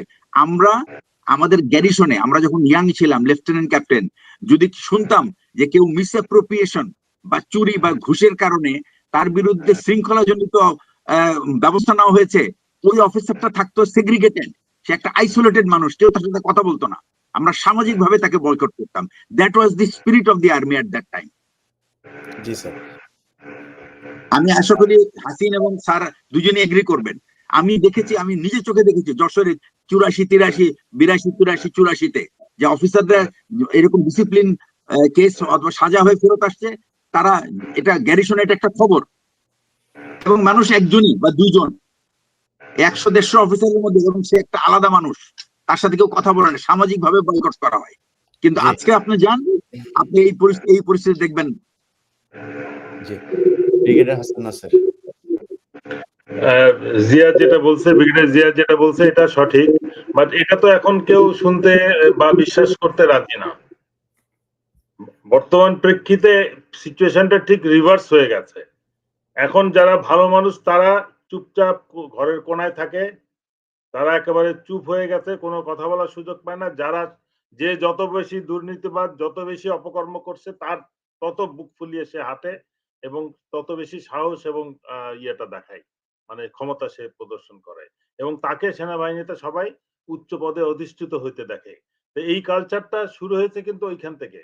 আমি মনে করি ওই যখন 96-এর পরে জেনারেল মুস্তাফিজকে যখন বাড়ি থেকে নিয়ে এসে সেনাপ্রধান বানানো হয়, উনি বিএমটিএফ কে তখন আর্মি সেনাবাহিনী দিয়ে অ্যাকোয়ার করান, এবং তখনই কিন্তু দাবি অনেকেই ছিল, যে অনেকে, তার মধ্যে আমি একজন স্ট্রং দাবিদার ছিলাম যে সেনাবাহিনী যেন কোনো বিজনেসে ইনভলভ না হয়। এবং আলটিমেটলি এই 24 অগস্ট থেকে যখনই, মানে আমি প্রথম 21 আগস্ট রাওয়াতে যখন ডিপ্রাইভড অফিসারদের সাথে আমি বসছি, তাদের গল্প কথা শোনার পরে ওইখানেই কিন্তু আমি বলেছিলাম যে সশস্ত্র বাহিনীর পূর্ণাঙ্গ রিফর্ম প্রয়োজন। আমি ব্যক্তিগতভাবে ফিল করেছিলাম, বাট এই 16 বছরের যে অফিসারদের প্রতি যে অন্যায় অবিচারটা হয়েছে সেটার ব্যাপকতা দেখে কিন্তু ওইখানে আমি বলেছিলাম। ওইখানের যদি আপনার ভিডিও রেকর্ড দেখেন, ওইখানে আমি আমার শেষ কথার বক্তব্যের শেষ ছিল যে এইটা যদি আমরা ভবিষ্যতে বন্ধ করতে চাই তাহলে সশস্ত্র বাহিনীর ব্যাপক রিফর্ম প্রয়োজন। তারপরের থেকে রাওয়া আমাদের প্রোগ্রাম করা বন্ধ করে দিল। তখন আমরা প্রেস ক্লাবে যাওয়া শুরু করলাম। প্রেস ক্লাবেও কিন্তু আমরা জাতীয় নিরাপত্তা এবং সশস্ত্র বাহিনীর ভবিষ্যৎ সংগঠন নিয়ে আমরা আলাপ করেছি। ওখানেও আমরা একই দাবি করছি। এই যে আজকে যে কর্নেল হাসিম যেটা বলল বা জিয়া যেটা বলতেছে, এই যে সমস্ত ব্যবসার মধ্যে ইনভলভ, আমরা কিন্তু একই কথা, ওই ইন্দোনেশিয়ার এক্সাম্পল দরকার কেন? আমি রিয়েলাইজ করবো আমার সমস্যা কি। আমি রিয়েলাইজ করছি যে সব ব্যবসা প্রতিষ্ঠানটাকে ক্লোজ করতে হবে। মানে 5-6 হাজার রিটায়ার্ড অফিসার আছে, কোয়ালিফাইড অনেক লোক আছে অবসরপ্রাপ্ত বা যোগ্য যারা চাকরি পায় না, তারা এই সমস্ত এন্টারপ্রাইজে চাকরি করবে। Why a serving officer? And that too বিভিন্ন এই যে যেটা বললেন মেডিকেল কলেজে, সিটি কর্পোরেশনে, রাজুকে, বিভিন্ন জায়গায় যারা যাচ্ছে, একটা খারাপ উদাহরণ দেই আমি, ফিকটিশিয়াস ধরতেছি যে আমার কথাটা সত্যি না। এয়ারপোর্টে যে আগুনের ঘটনাটা ঘটলো, ধরা হলো যে রয়ের লোক ডিজিএফআই এজেন্সির মাধ্যমে বা কোনো ইন্টেলিজেন্স এজেন্সির মাধ্যমে ওখানে আগুন ধরাইছে। ওটা হচ্ছে ওখানে একজন মিলিটারি ইনভলভ। আগুন নিভাইতে আসছে ফায়ার ব্রিগেড, তারা বলছে যে আমাদেরকে ভিতরে ঢুকতে দেয় নাই। স্পটে যারা, তারা মিডিয়াতে বলছে, সোশ্যাল নেটওয়ার্কে যেটা আসছে, ফেসবুকে আসছে যে আমাদেরকে ভিতরে যেতে দেওয়া হয় নাই, অনুমতি নাই। তার মানে আগুনটা জ্বলে পুড়ে শেষ হয়ে যাক সেই পর্যন্ত তারা আটকাইছে। কিন্তু ওখানে কারা ছিল পাহারায়? একটা huge number of air force people. এখন আগুন নিভাইতে আসছিল কিন্তু ওইখানে ফায়ার ব্রিগেডও আর্মি। এখন যখন কমিটি গঠন করা হলো, তখন কমিটির কাছে কিন্তু সব বক্তব্য পাল্টায় গেল এবং এই পাল্টানোটা সম্ভব হলো যে না, আমরা তো সময় মতো ঢুকছি, তার আগেই শর্ট সার্কিটে সব পুড়ে গেছে। এই যে একটা মানে নেক্সাস, এই যে সবাই মিলে একটা মানে কনক্লুশন ড্র করতে বাধ্য করলো যে শর্ট সার্কিটে এয়ারপোর্টের আগুনটা ধরছে। এটা সম্ভব হয়েছে। এয়ারপোর্টে 400 থেকে 600 এয়ারফোর্সের পিপল আছে, অফিসার এবং অল র্যাঙ্ক বিভিন্ন পদে। ফায়ার ব্রিগেডে মিলিটারি অফিসার আছে, ইন্টেলিজেন্স এজেন্সি মিলিটারি অপারেশন আছে। এবং এর মধ্যে কেউ যদি অপকর্মে ইনভলভ থাকে, তার অপকর্মটাকে ঢাকার জন্য অন্য অন্য এজেন্সিগুলো তাকে কভার আপ করতেছে। এবং এটাই হয়েছে। ফায়ার ব্রিগেডের স্পটে যারা বক্তব্য, তারা বলছে যে আমরা এইসব ভিতরে ঢুকতে গেছি, আমাদের ঢুকতে দেয় না, বলে বাইরের থেকে পানি মারতে হবে। একটা শেডের বাইরে পুরা কভার্ড একটা প্রোটেক্টেড শেড, আমি বাইরের থেকে পানি মেরে কিভাবে এটা নিভাবো? এই জিনিসটা বুঝতে হবে। কিন্তু স্টেটমেন্ট যেটা দেখবেন আপনি, ইনকোয়ারি হয়েছে, ওটার মধ্যে যথাসময়ে ফায়ার ব্রিগেড এসে আগুন নিভানোর চেষ্টা করছে, বাট এসে দেখে সব পুড়ে গেছে। এটা সম্ভব হয়েছে। কিন্তু 3 বাহিনী যদি আলাদা থাকতো, ফায়ার ব্রিগেডে যদি এক্সক্লুসিভলি ফায়ার ব্রিগেডের লোক থাকতো, তাহলে কিন্তু এই ইনস্ট্যান্টলি পরদিন কিন্তু স্টেটমেন্ট চেঞ্জ করা সম্ভব ছিল না। বা ইনকোয়ারিতে এইভাবে একটা এই প্রত্যেকটা ক্ষেত্রে তাই হচ্ছে। এখন আপনি দুর্নীতি দমনে যাবেন, ওখানেও একজন ব্রিগেডিয়ার সাহেব বসা আছে। সে তখন ওইখানে প্যাচ আপ করে দিবে, ফাইল তারে দিয়ে দিবে যে আপনার বিরুদ্ধে অভিযোগ আসছে, অমুক অমুক কমপ্লেন করছে, ওদের ধরেন, ওদের পিটান, ওদের হয় টাকা পয়সা দিয়ে চুপ করান, নাহলে ওদের সন্ত্রাসী দিয়ে দেশ ত্যাগ করান। This is what is going on. আমি মনে করি যে যেটা ইয়ে বলছে, যেটা আমার ইন্দোনেশিয়ার থেকে দরকার নাই। I think we have suffered enough.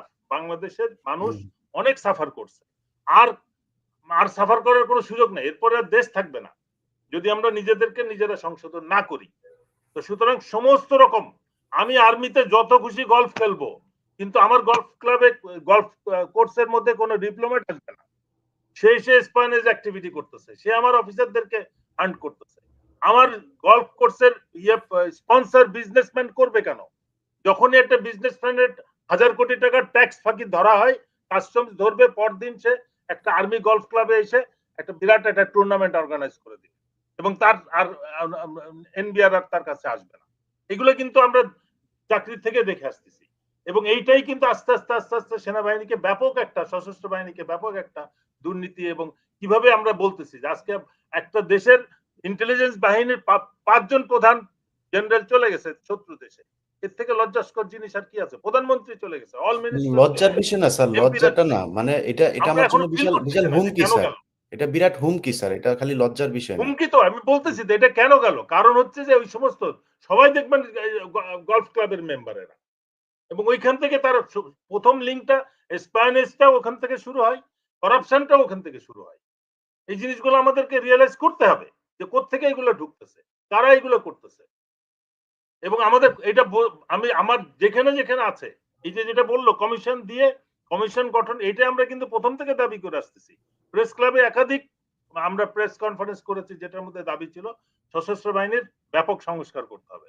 এই সংস্কারের দন্ত সাও তো এখনো পর্যন্ত আমরা করতে পারিনি। আমরা দেখলাম যে ওই আইসিটির যারা মানবতার বিরুদ্ধে অপরাধী যারা, তাদেরকে এসি বাসি করে নিয়ে আসা হচ্ছে এবং তাদেরকে ভিআইপি কমপ্লেক্সের মধ্যে রাখা হচ্ছে। দ্যাটস এ ভিআইপি কমপ্লেক্স যে বিল্ডিং এ তাদেরকে রাখা হয়েছে। এটা তো বাকি চিফ জাস্টিস বা অন্যদের জন্য প্রযোজ্য না। বাংলাদেশে তো এমপি মিনিস্টার আরো অনেক হাই অফিসিয়ালসরা এখন জেলে আছে। তারা না খালেদা জিয়ার মতো ব্যক্তি জেলে ছিল, সরাসরি জেলে। ওনাকে কি তার বাসায় জন্য নাইলে সাব জেল হয়েছে, ঠিক আছে, but not for a major or lieutenant colonel or brigadier or somebody else. আমাদের বুঝতে হবে আমাদের না খালেদা জিয়ার স্যার, খালেদা জিয়ার যে সাব জেলের বিষয়ে মানে ওইটা তো এই ওনাদের এই ক্যাটাগরির ওয়াইফাই ইলেকট্রিক ডিভাইস আমি 111 এর সময় ইট ওয়াজ গুড, বাট পরবর্তীতে যেটা রাখা হয়েছে সেটা মানে একবার তাকে কষ্টের মধ্যে রাখা হয়েছে। সেটাও জেলই ছিল, তখন তো এই জেনারেলরা ছিল চাকরিতে, তখন তাদের ফেস কথা কোথায় ছিল, এত বড় বড় কথা কোথায় ছিল। আমাদের আর কোনো অপশন নাই। আমরা যদি দেশকে বাঁচাইতে চাই, সশস্ত্র বাহিনীকে অবশ্যই সংস্কারের আওতায় আনতে হবে। সমস্ত রকম সিভিল এমপ্লয়মেন্ট থেকে তাদেরকে ক্যান্টনমেন্টে ফেরত আনতে হবে। তাহলেই কিন্তু সশস্ত্র বাহিনী দুর্নীতির থেকে টোটালি ডিটাচ করে ফেলতে হবে ওদের মানে।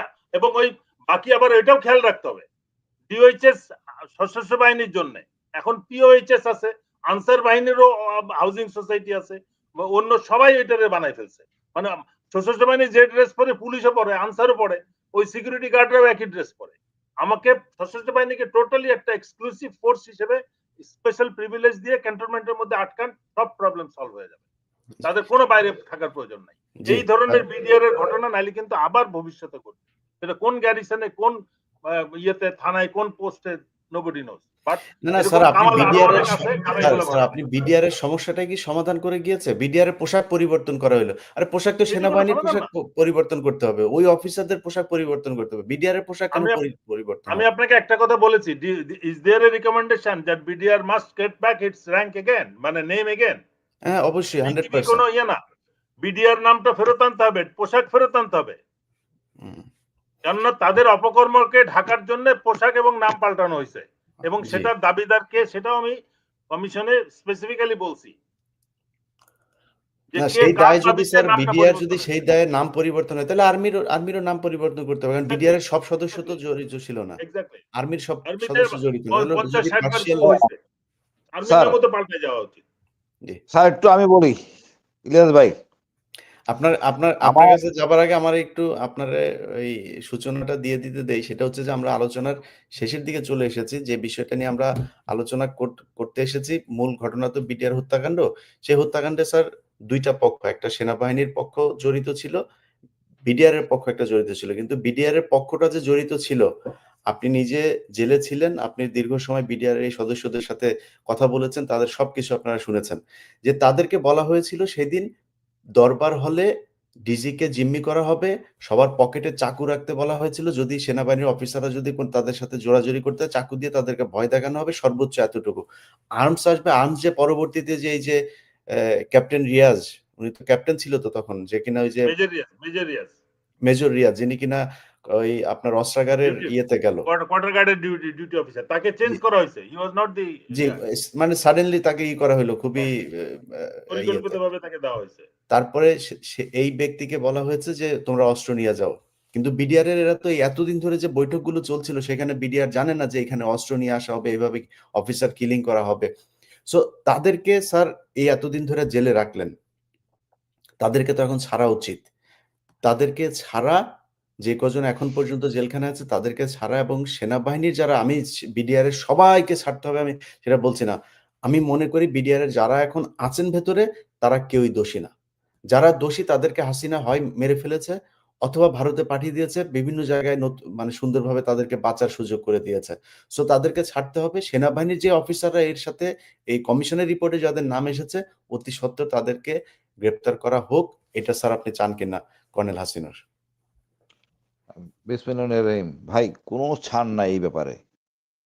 যে কটা সেনা অফিসার জড়িত ছিল, যে মামুন খালেদ থেকে শুরু করে এই যে ডিজিএফআই সব কটাকে দ্রুত মানে এদেরকে দ্রুত অ্যারেস্ট করতে হবে। এদের কিন্তু ওইভাবে রাখা যাবে না।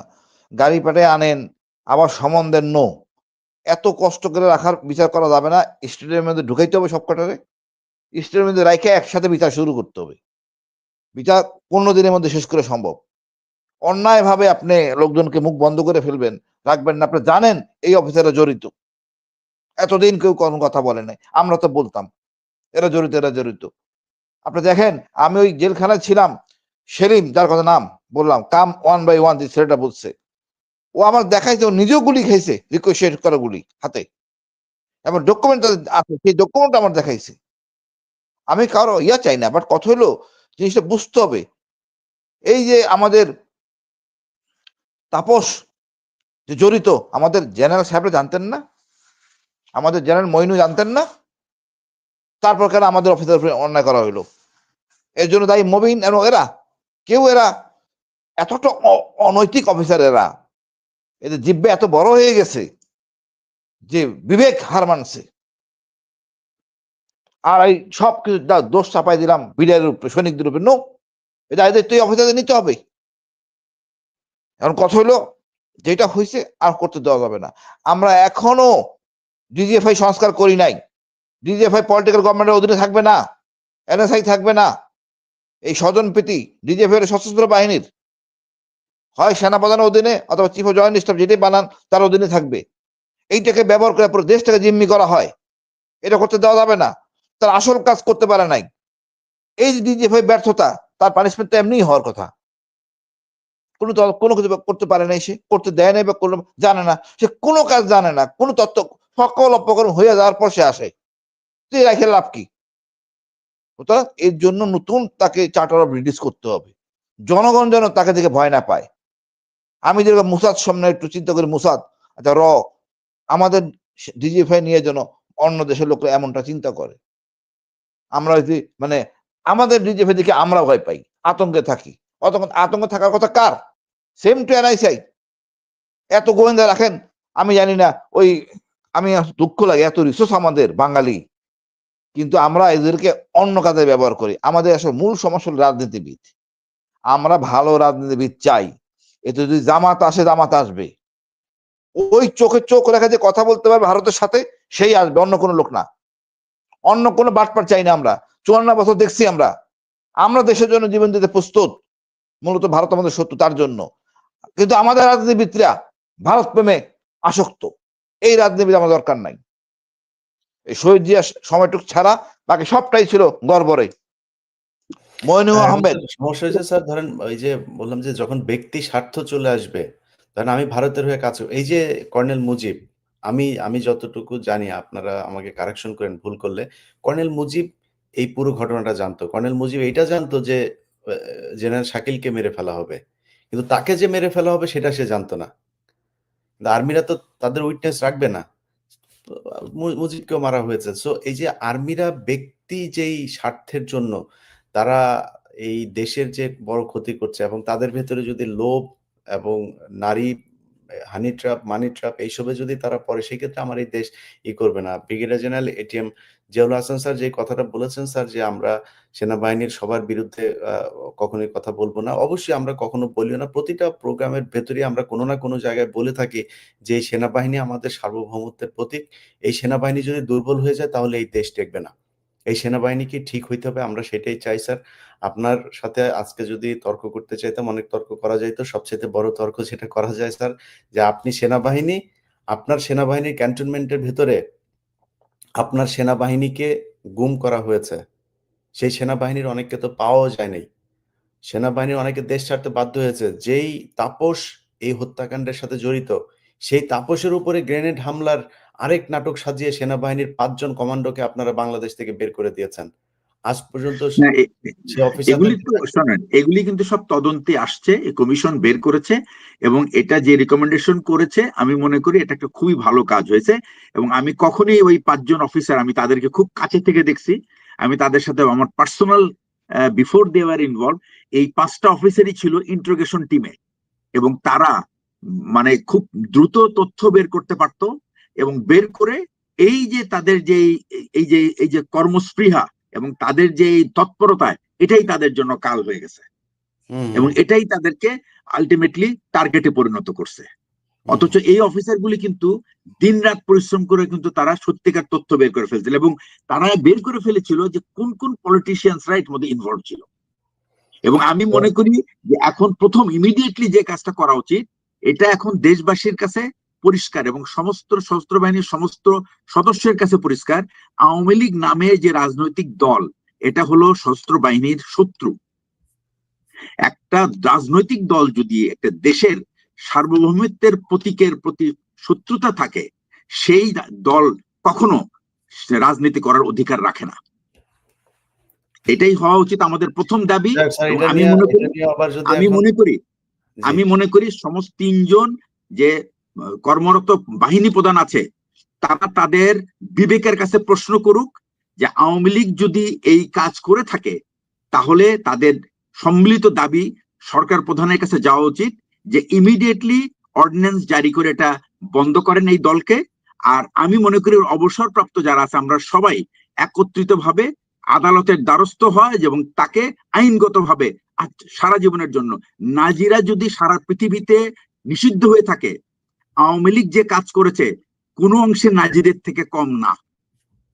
এবং তারা যে কাজটা করেছে, এইভাবে মানুষ হত্যা করে সাধারণ অফিসারদেরকে বিভিন্ন রকম ঘুষ দিছে, এই গাড়ির ইনস্টলমেন্টে দেওয়া, প্লট দেওয়া। ভাই, প্লট আমার দরকার নাই। এই প্লট ছাড়া এই দুই বাহিনীকে যদি আমরা প্লটের লালচাই বাহিনীদের ডিস্ট্রাকশন চাই, তাহলে আমরা we don't deserve to be part of the military force. জি স্যার, আপনার শেষ বক্তব্যের সাথে যদি এবং আমি মনে করি এটা একটা ইমিডিয়েট দাবি দেওয়া উচিত যে কমিশনের রিপোর্ট বের হয়েছে, এইটার বাকিদের বিরুদ্ধে আইনগত পদক্ষেপ নিয়ে তারা আইনের সাথে যুদ্ধ করুক, করে যদি তারা নিজেদেরকে নির্দোষ প্রমাণ করতে পারে ভালো। কিন্তু আমি জানি যে কমিশনের কাছে যে তথ্য উপাত্ত তারা উপস্থাপন করেছে, যে সাক্ষ্য প্রমাণ তাদের যারা ইনভলভ ছিল, এই হত্যাকাণ্ডে সহায়তা করেছে, নিজেদের ভাইদের জীবন বিপন্ন করেছে, তাদের জন্য পানিশমেন্ট ইজ মাস্ট। তাছাড়া এই ৭৪টা হত্যা, এই যে লাশের প্রতিবাদ, এই সমস্ত এদের আত্মত্যাগ এবং এই সমস্ত পরিবারের কাছে আমাদের মুখ দেখানোর কোনো সুযোগ নাই।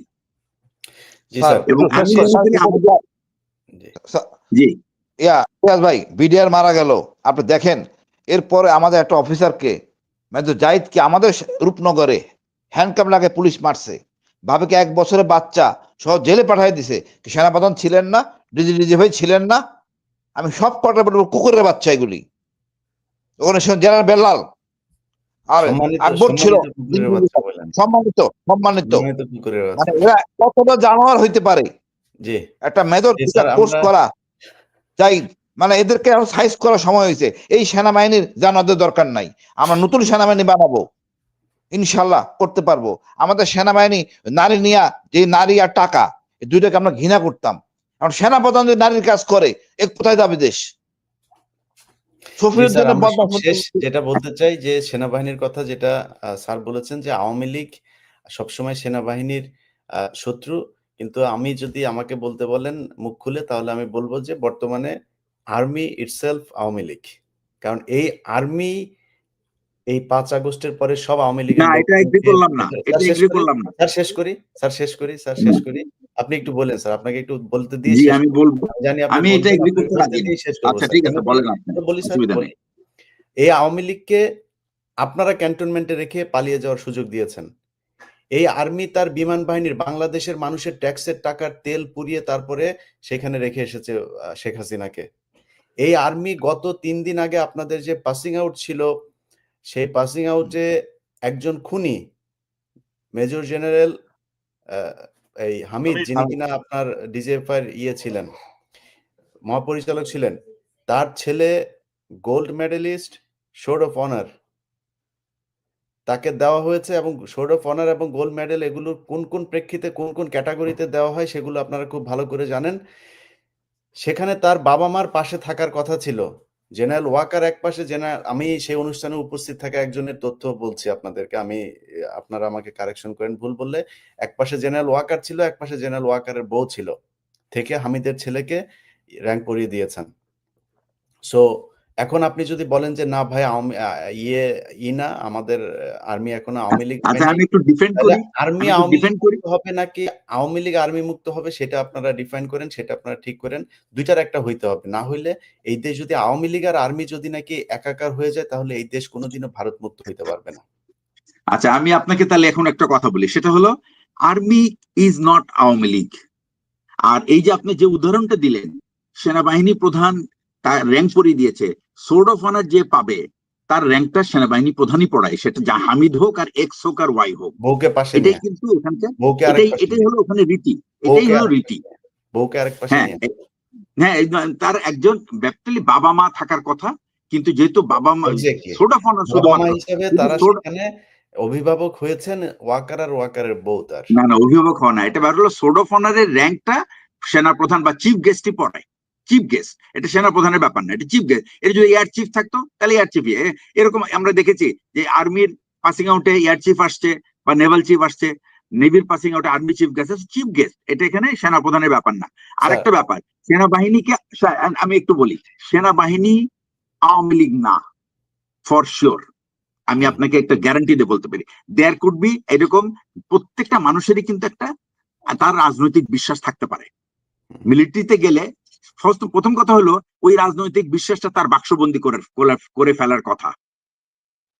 এটা যদি সে না করে, দ্যাট ইজ দি মিসকন্ডাক্ট, এবং এটার জন্য তার বিরুদ্ধে শাস্তিমূলক ব্যবস্থা নেওয়া যায়, শৃঙ্খলাজনিত ব্যবস্থা নেওয়া যায় তার বিরুদ্ধে। But that does not mean that সেনাবাহিনী ইজ আওয়ামী লীগ। সেনাবাহিনী যা ছিল তাই আছে। আওয়ামী লীগের সহকারী বলা যাবে স্যার? না, সহকারীও আমরা বলবো না, সেনাবাহিনী সেনাবাহিনী। এই যে সেনাপ্রধান ডাক দিয়ে নিয়ে একজন ছাত্র নেতাকে সেনাপ্রধান ডাক দিয়ে নিয়ে বললো যে আমরা একটা রিফাইন আওয়ামী লীগ চাই, কারণ কি স্যার? ওনারা তো আওয়ামী লীগ, এটা তার ইন্ডিভিজুয়াল অ্যাপ্রোচ থাকতে পারে, এটা তার ইন্ডিভিজুয়াল অ্যাপ্রোচ থাকতে পারে। একজন সেনা চিফ বলতে পারেন এটা তার ইন্ডিভিজুয়াল অ্যাপ্রোচ। সে কি তাকে তার বাড়িতে আত্মীয় হিসেবে দাওয়াত দিয়েছিলেন? আমি একটা কথা বলি, বসে কথা হয়েছে তার সাথে। আচ্ছা একটা বিলে আমি আপনাকে বলি, এটা কি আমি কি দেখেছি? প্রথম প্রশ্ন, আমি দেখি নাই। আমি কি শুনেছি? হ্যাঁ, অন্য আরেকজনের কাছ থেকে শুনেছি। আমি এই কথার উপর ভিত্তি করে সেনা প্রধানের মতো একটা ব্যক্তিকে আমি এভাবে তাকে আমি স্যার, বুকে পাথর চাপার দেওয়ার কথা তো আমরা সরাসরি তার মুখ থেকে শুনেছি। বিডিআর এর কথায় ফুল স্টপ দেওয়ার কথা তার মুখ থেকে সরাসরি আমরা শুনেছি। এই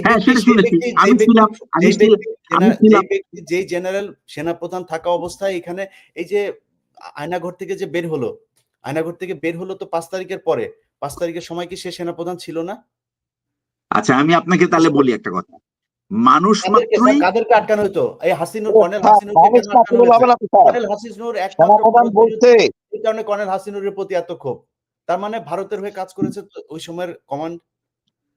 তাহলে স্যার আপনি সেনাপতি ডাক্তার না স্যার, আমার বলেন, আমি আদমি স্যার জিজ্ঞেস করছি, আপনি যে এই মেসে এমএসবি তো ব্রিগেড কমান্ডার ছিলেন, 40 ব্রিগেড কমান্ডার, কোন জেনারেল আছে বাংলাদেশ আর্মির যে আয়নাগঞ্জে ডিজে হইতেছে জানেন না? কোন জেনারেল? এমন কোন জেনারেল জানতেন না? এরা কোথায় ছিলেন? আওয়ামী লীগ বলবে না কেন জেনারেলদের? উনি সব না ভাই, কর্নেল ফুল কর্নেল পর্যন্ত আমাদের ভাই, আমাদের ইগো আছে, এরা কিন্তু দেশপ্রেমিক। উপরে যারা হালুয়া রুটি খাইছে এরাই হলো গিয়ে সমস্যা। এর মধ্যে ওই লোক আমি কিন্তু আমি জানি না হাসিন বা নাসিরের সাথে কতটুকু যোগাযোগ আছে সার্ভিং অফিসারদের সাথে। আমি কিন্তু একটা দীর্ঘদিন সময় এই সমস্ত অফিসারকে গড়ে তোলার ব্যাপারে আমার একটা ভূমিকা ছিল। আমি তাদেরকে এই প্রতিবাদ করার দায়িত্ব, প্রতিবাদ না করলে না না, আমি বলি তোমাকে, প্রত্যেকটা অফিসার, আমি বলবো ইলিয়াস ভাই, আমি শেষ করি কথাটা।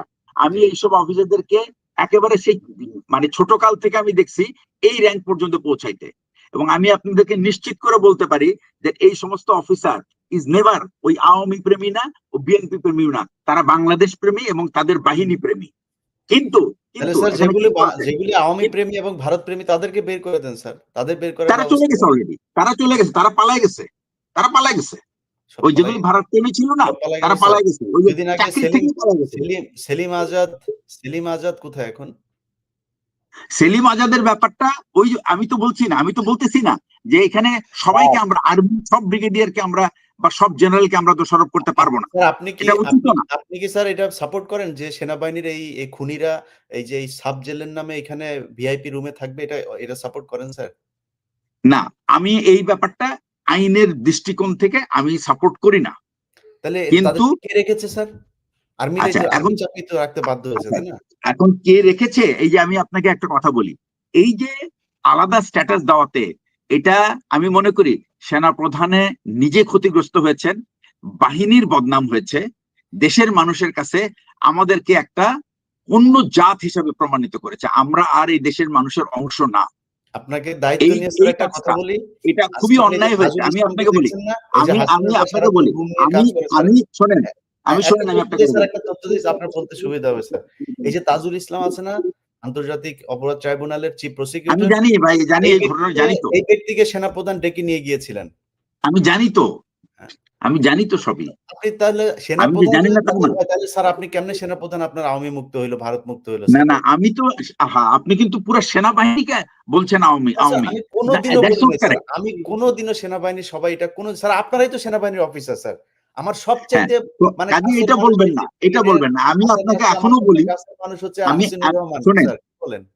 আমি এখনো বলি যে every individual makes mistake, either intentionally or by mistake. সেনাবাহিনী প্রধানের যে অবস্থান, সেখান থেকে এই সমস্ত ছোটখাটো ভুল একসেপ্টেড না, সোজা কথা। সে এমন কোনো কিছু করতে পারে না যেটা নাকি এই দেশের মানুষের আকাঙ্ক্ষার বিপরীতে, দেশের মানুষের আকাঙ্ক্ষার বিপরীতে। জি স্যার। দেশের মানুষের আকাঙ্ক্ষা কি, আমি আবার বলি, দেশের মানুষের আকাঙ্ক্ষা কি? দেশের মানুষের আকাঙ্ক্ষা হলো শেখ হাসিনাকে তারা ঝাঁটাই বিদায় করছে, সুতরাং যা কিছু তার করতে হবে সবকিছু হইতে হবে আওয়ামী বিরোধী এবং দেশপন্থী। জি, জি স্যার, আওয়ামী বিরোধী মানে আপনি দেশপন্থী। থাকবেন স্যার আমাদের সাথে, বিভিন্ন আলোচনায় থাকলে আলোচনাটা জমবে। হ্যাঁ, এবং তো এবং আমি আপনি আপনাকে বলি, আমি কিন্তু আপনার ভাবে সাথে আমি তাকে ব্ল্যাঙ্কেট দিয়ে আমি তাকে দোষীও করব না, আবার আমি তাকে ফ্রি চেকও দিব না। সে যখন দোষ করছে, এই যে ফুল স্টপ বলছে বিডিআরে, এটা সে সেনাবাহিনী প্রধান হিসাবে সে সবকিছু জানে, তারপরে এটা বলা তার একটা বিরাট ভুল ছিল, বিরাট ভুল। এবং স্যার সেটা সেটি বলতে পারেন, ওখানে যে সমস্ত অফিসাররা ছিল তাদের অনেকেই ছিল খুব ব্যথিত, তাদের তারা তারা এই বিডিআর এর হত্যাকাণ্ডকে কোনোভাবে কেউ মেনে নেয় না। হুম, তাদের তাদের সামনে সেই কথাটা বলা মোটেই উচিত হয় নাই জি সেনাবাহিনীর স্যার। অবস্থান থেকে, প্রধানের জি অবস্থান স্যার, থেকে। আপনি বলছেন স্যার, আপনার মুখের কথাগুলো যদি অন্তত সেনাবাহিনী শোনেন, সেটাতে আমরা আমাদের এই দেশটা, আমার মনে হয়। কিন্তু একসাথে আমরা কিন্তু সেনাবাহিনী প্রধানকে কিন্তু অপমানিত হইতে দেখতে চাই না। জি, উনি শেষ যদি করছি স্যার। ভুল করে, ব্রিগেডিয়ার হাসান করে, নাসির এটা কিছু একটা মাসুল যুক্ত মাসুল করতে চাচ্ছিলেন স্যার, মাসুল উনি নিজেই জানে এটার ব্রিগেডিয়ার মাসুলটা কি। হাসান নাসির, ব্রিগেডিয়ার হাসান নাসির স্যার, আপনি শেষ করে দেন। জিয়া থামলে পরে আমি কথা বলবো। জি, জি স্যার, থামছে স্যার, জি বলেন। আমার বিষয় হচ্ছে যে একটা পর্যায়ে আছে যেটাকে ভুল বলা যাবে না। জি, আপনি সাধারণ মানুষ ভুল করতে পারে, কিন্তু একটা কমান্ড যখন ডিসিশন নাই, তখন বেসড অন এ সিস্টেম, সেটা যে দিকে যাবে সেটাকে আর ভুল বলা যাবে না। এটা ডেলিভারেট অফেন্স বলতে হবে, যে সেটা যদি ভুল হয়, অন্যায় বলতে হবে। এবং এই অন্যায় বলার সাহসটাই হচ্ছে সততা।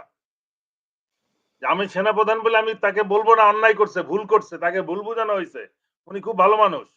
একটার পর একটা তো ভুল হচ্ছে, দেশ ক্ষতিগ্রস্ত হচ্ছে, সশস্ত্র বাহিনী ক্ষতিগ্রস্ত হচ্ছে, এটা করতে দেওয়া যাবে না।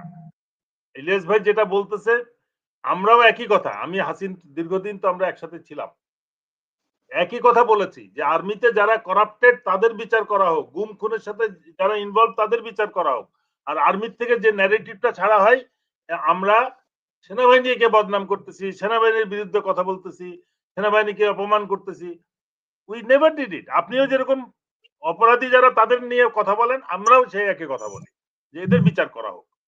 বিষয়টা হচ্ছে যে আর্মির কমান্ড এলিমেন্টস যে সিদ্ধান্ত নিচ্ছে, যে ওরিয়েন্টেশনে থাকে, সেটাই তো পরিচিতি।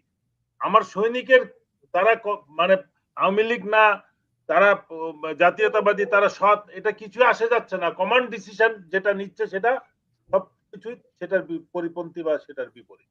এটাই হয়ে গেছে আমাদের প্রবলেম। এবং সেটা যদি স্বৈরাচার সরকারের পক্ষে হয়ে থাকে, তাহলে কেউ যদি বলে যে সেনাবাহিনী স্বৈরাচারী, তাহলে তো ভুল না। সেনাবাহিনী আওয়ামী লীগ, তাহলে তো ভুল হবে না। কারণ আমরা যেটা কমান্ড এলিমেন্টের সিদ্ধান্ত যেটা দেখতেছি, অপরাধীদেরকে প্রোটেকশন দেওয়া হচ্ছে, আমরা এই যে আমার কথা আমি বলতে চাই না, আপনি যেহেতু বলছেন পিএনজি, আজ পর্যন্ত পিএনজি সেনানিবাস থেকে বহিষ্কার করা বা অবাঞ্ছিত হবে কারা? যারা দেশের বিরুদ্ধে কাজ করে, সশস্ত্র বাহিনীর বিরুদ্ধে কাজ করছে। এখন আইসিটি কোর্টে যাদের মামলা হয়েছে তারাও তো সেনাবাহিনী থেকে ক্যান্টনমেন্ট থেকে বহিষ্কৃত হওয়ার কথা। গত গুম খুনের অপরাধী যারা, তারা না ক্যান্টনমেন্ট থেকে বহিষ্কৃত হবে? তারা থেকে বহিষ্কৃত হয় নাই, তাদের ক্যান্টনমেন্টের ভিতরে রেখে ভিআইপি সুটে রেখে এসি বাসে তাদেরকে কোর্টে আনা হচ্ছে। এই বিষয়টা হচ্ছে বিষয়। তার মানে এটা এই বাহিনী কাদের?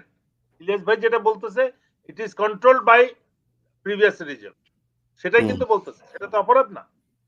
না স্যার, আমরা কমান্ডের কথা যদি স্যার বলি, আমরা যাদের কথা বলছি, দেখেন এই যে জেনারেল মোবিন যার হাত দিয়ে খালেদা জিয়াকে বাড়ি থেকে বের করে দেওয়া হয়েছে, এর আগ পর্যন্ত মানে আমরা তো সেনাপ্রধানদের নামও ঠিক মতো জানতাম না। তিনার কাজ করেন ক্যান্টনমেন্টে, তার কাজ ইন্টারনালি যা করার দরকার করেন, এর বাইরে আমাদের জানার দরকার নেই। অথচ তারপর থেকে এই যে আজিজ, শফি, ওয়াকার, এদের যে চরিত্র, তারা যা করছে, এটার কারণে মানুষ সমালোচনা। এর আগে তো কোনো সেনাপ্রধানকে নিয়ে কেউ কোনো সমালোচনা করে না, বাজে কথা বলে না, কেন বলে না? এটা এগ্রি করি, আই এগ্রি দ্যাট, তারা তো লাইনে ছিল, এই কারণে করেনি। যাই হোক স্যার, আজকে আলোচনাটা আরো একটু লম্বা হলে ভালো হতো। আমি একটু ইলিয়াস ভাই আমার এক মিনিট প্লিজ স্যার। জি ভাই, আমরা ৭১ চেতনা নিয়ে যখন বলি রাজাকারকে নেতিবাচক ভাবে ধরি, আওয়ামী লীগটাকে নেতিবাচক ধরতে হবে। এটা মানে হলো গিয়া জঘন্যতম খারাপ ধর্ষক অনৈতিক যত কর্মকাণ্ড আছে সেটা মানে আওয়ামী লীগ। এই নিয়ে এই দেশে আওয়ামী লীগ সব থাকবে। বীর প্রতীক স্যার, আপনি এই বিষয়গুলো নিয়ে অনুসন্ধান করেছেন, আপনি নিজে জানেন। আপনার একটা বক্তব্য আমরা কত এক অনুষ্ঠানে